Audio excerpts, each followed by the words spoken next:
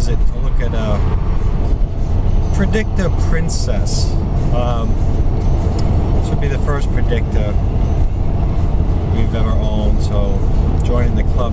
I believed it had a bad CRT. I went and tested it at 2.63 volts, the 17DR P4, I believe. And I wasn't getting a glow or a reading, so I stopped there and I abandoned. But anyway, the price has been lowered, and we're going to go pick it up. CRT aside, because the price is right.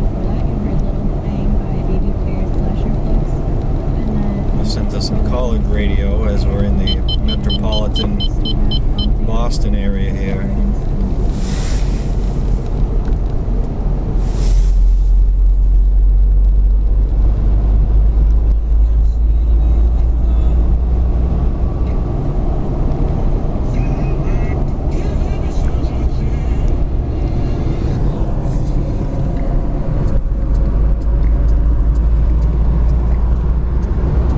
Drive this strip every day for 12 years, and I haven't been up here in about that amount of time, and boy, they just keep building and building and building.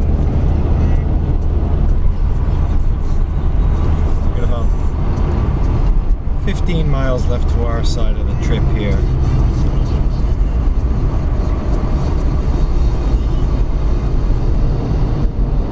It's just 6 o'clock, so we're going to hit some rush hour traffic. But this poor little car with more than 250,000 miles on it isn't really good for this highway stop and go, high speed type driving. If I hammer on the brakes one time good, like I had to, it would wipe out those imported wheel bearings like nothing. We've replaced both spindles in this car with factory wheel spindles off of another car instead of using the auto parts route, and they've lasted much longer. But the only thing making noise are the imported brake rotors on here. So every imported car part that I replace on the front end of this, they just don't hold up, but the factory ones do. Okay, so here we are. The owner said just leave the payment in the mail slot, so we'll got a moving blanket here ready, and we'll cover it up. There we are. We're strapped in. We have our moving blanket on. I don't know what you can or can't see, but we'll go place the payment in the slot. I'm not used to the mail slots. We throw that in there, and that's a done deal. Just taking a check on wheel bearing noise, and if I turn the wheel, you can hear that rotor that's scraping. But we've had worse things than that. That's been doing that.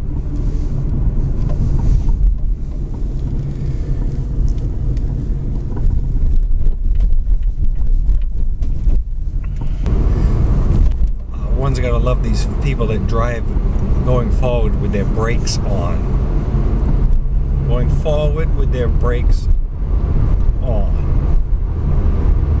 Green light, driving with the foot on the brake.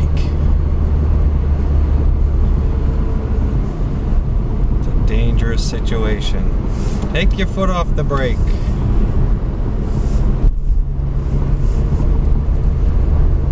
Driving with your feet on the brakes. Okay, traffic's lightened up a bit now. Hopefully a smooth ride home.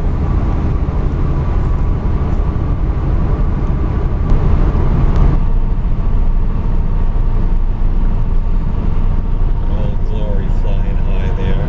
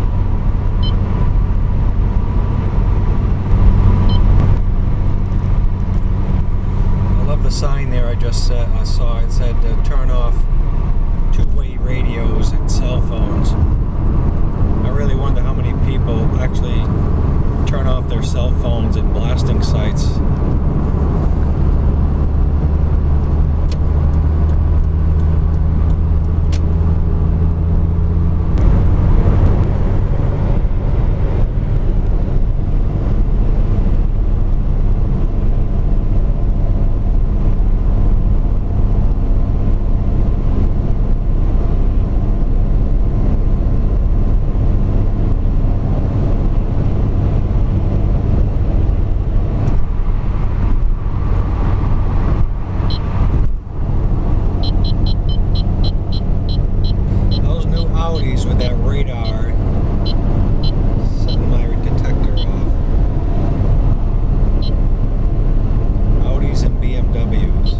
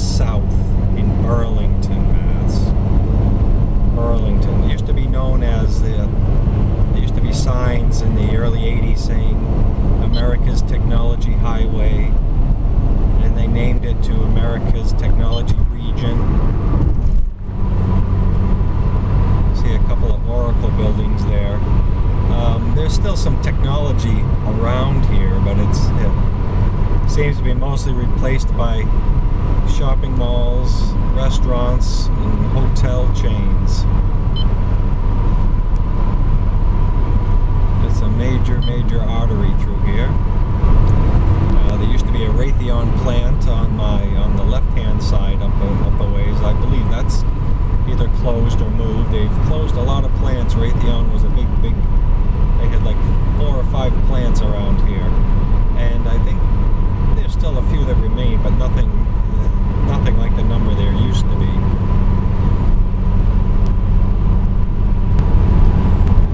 That Jeep to the right of us is from Missouri. That's a Missouri license plate, as we call them. Other folks call them tags.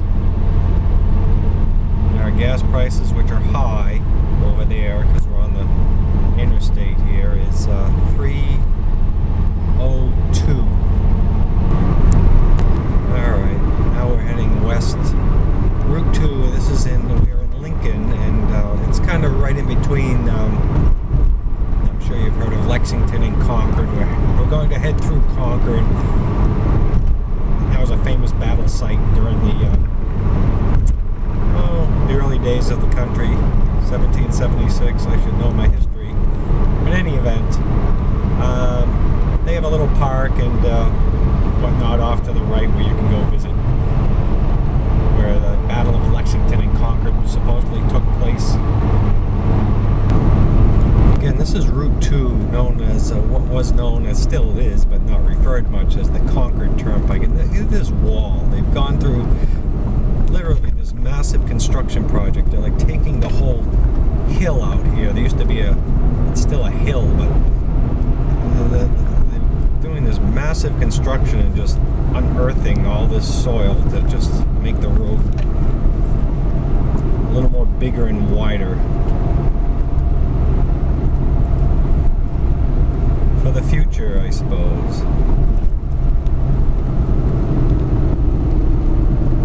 Now, if I were to go straight, you would go right into Concord Center, which we will reconnect to the highway. I could do that, but I'll probably just stick to the main route. Not much to see in downtown Concord at night anyway, but no, there's the sign over there.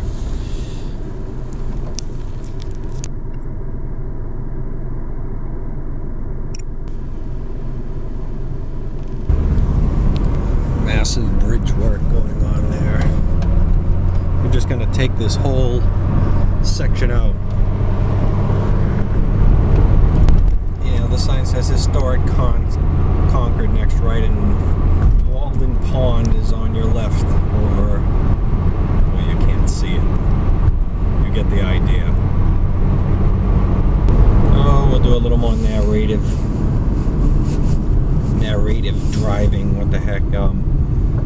Over on the left is that's Baker Road, I think, Baker Road, and over there used to be the plant Gen-Rad. They had 2 locations, one off of the next highway up, and I think their main General Radio, we call them Gen-Rad for short, and their plant was right over on the left, Baker Ave, which is home to something else right now. But again, another manufacturer that's long gone, Gen-Rad.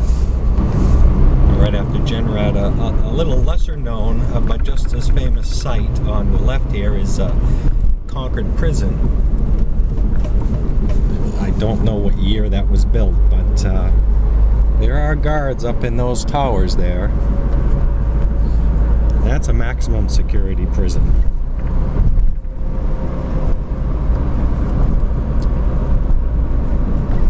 I visited there once and they did let me go at the end of the day, but yeah, you don't want to be in there if you don't have to. And that's at the Concord Rotary, the MCI Concord Prison.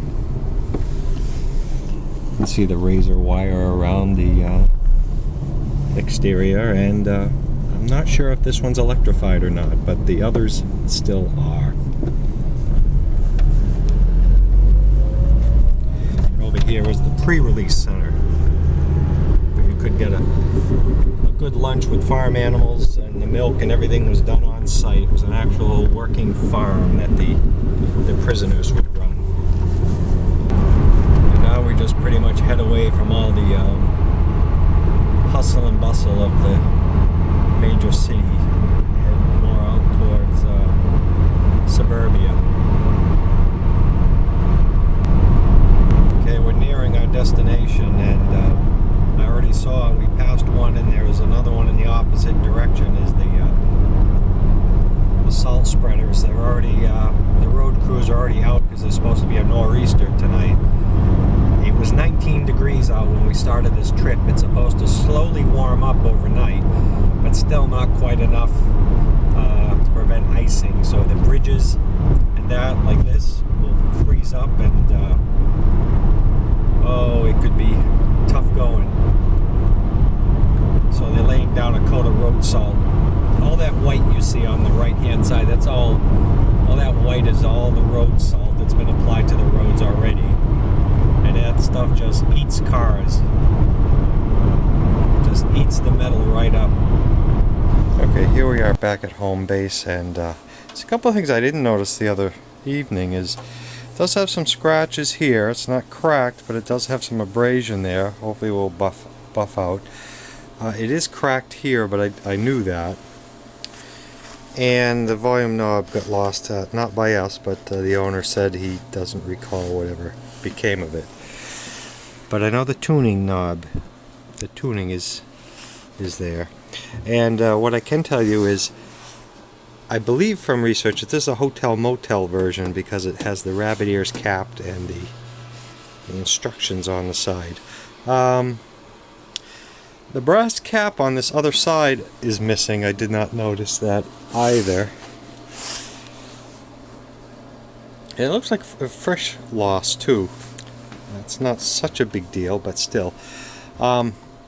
We tested this tube, and I'm going to test it again because a fellow YouTuber, you know who you are, has suggested that I tested this tube at the 2.68 setting. I did not go above that, yet I was at the top of the scale on the B&K from 0 to 3 with the voltage adjusters way up top. So it appeared to be drawing current, and it was suggested to me, is this a replacement tube? And I don't know, because it does have a red label. It doesn't say Philco, and it is very clean in there.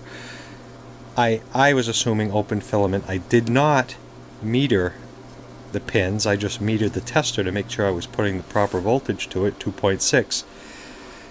We're going to test it again, and this time we're going to ohm out the pins to see if we get a reading on the pins 1 and 8 of that 17-inch tube, because I'm told when they're rebuilt they use 6.3 volt filaments and guns. Let's have a look. Okay, so I bought this set with the understanding that this tube is out, meaning I did not get a filament while I was testing it. And I noticed these two leads here with the black tape on them appear to be pins 1 and pin 8. And I looked at the tube there. It says electron tube CRT 17DRP4 type Is it a replacement? I don't know. I know that it doesn't have the usual Philco on it. So maybe it does have the 6.3 volt filament. We'll find out here. So we're going to take our meter here.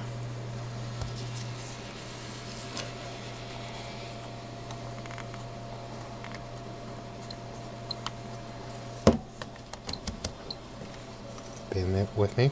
We put it on beep continuity check here. And we're going to go check pins 1 and pin 8.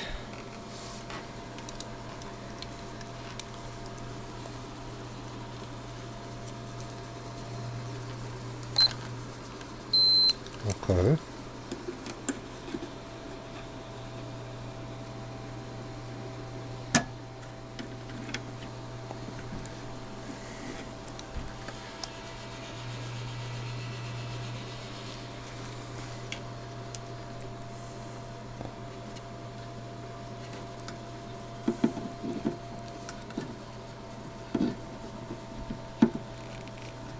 Well, I don't think so, but I can't tell.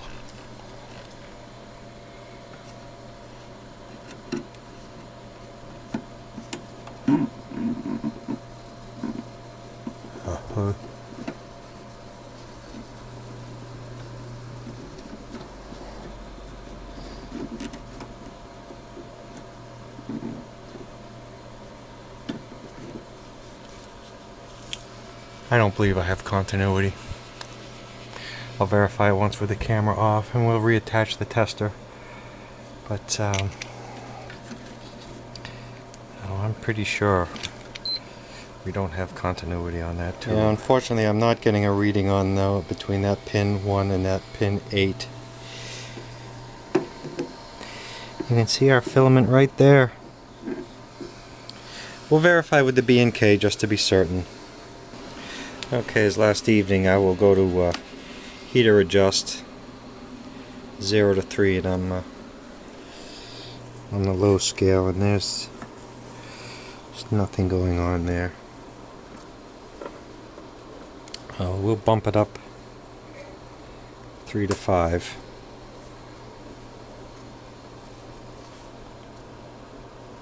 That's about 5 volts right there.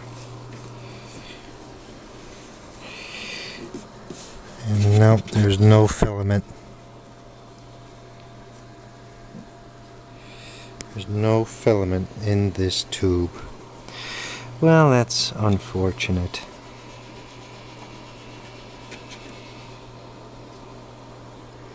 No continuity.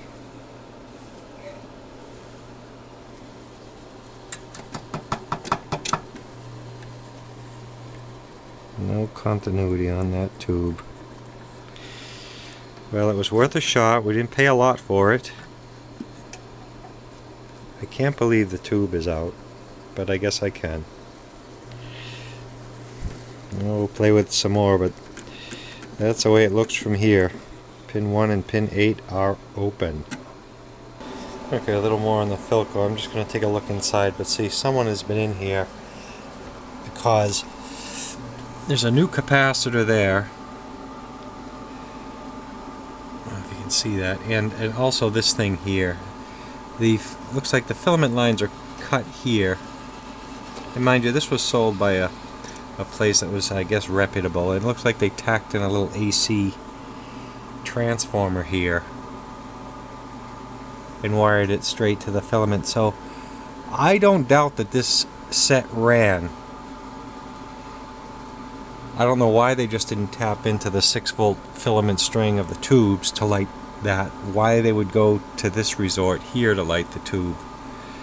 So it is what I was told. It was probably a 6-volt tube. It has like a BoomBox transformer in it. And I can't see where that's wired to, but I have a good mind to just plug this in and see what it does, but I don't know what is going on in there. It goes down here. It's just Yeah. I have no idea, but I do know that the tube does not test. Mind you, I don't usually just go ahead and plug these things in, but reattach the tube over here. Hope for a miracle, but I don't think it's going to happen.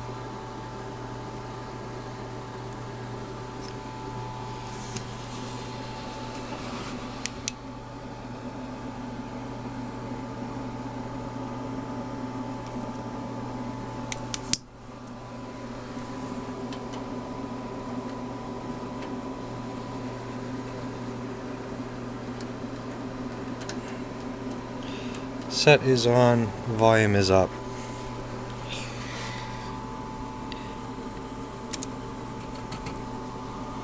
I don't even have any crackle in the speaker. So there it was, a hokey setup. Kill the light here. No CRT filament. The CRT was probably good, but they probably over voltaged it by that silly transformer that someone added in there.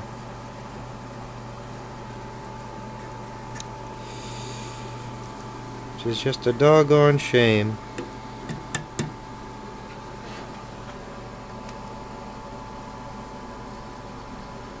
I'll kill it for now.